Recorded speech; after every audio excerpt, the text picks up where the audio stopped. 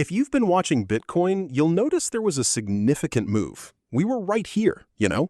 We followed the Crypto-Quebec indicator curve, the Crypto-Quebec curve 2.7, and then we aimed for the middle of that indicator for our entry. So to achieve that middle ground, I've always said, we break the middle with a strong momentum candle, and then we return to that middle point, which confirms the upward trend. And then you might ask me, where is this heading? Well, it's quite straightforward, really. All you need to do, as you can see, is to take your chart, identify the correct impulse move, draw it from its starting point, and project it forward. And where are we going? We're heading up here, you see?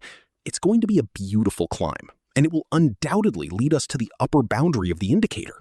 We buy at the bottom of the indicator's range and sell at the top. It's as simple as that. This is the Crypto-Quebec technique. Buy at the bottom of the indicator, sell at the top. Buy at the bottom of the indicator, sell at the top. Buy at the bottom of the indicator, sell at the top. And what's more, it's a fantastic setup, confirming our decision. This point right here, it's an excellent entry zone, absolutely a prime spot. The money flow is increasing. When you observe that fundamentally, the price action is pushing upwards strongly and the money flow indicator remains high, it's imperative that you actively look for a new entry opportunity. You want to get in on a continued upward move? You need to seek out a fresh entry point.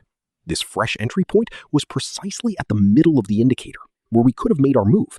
And then, targeting 91.986, we anticipate reaching that level by the end of this particular week. And what you're witnessing here, I'm going to show you, are the actual results from individuals who have been actively trading alongside me. We're talking about gains of 800%, 520%,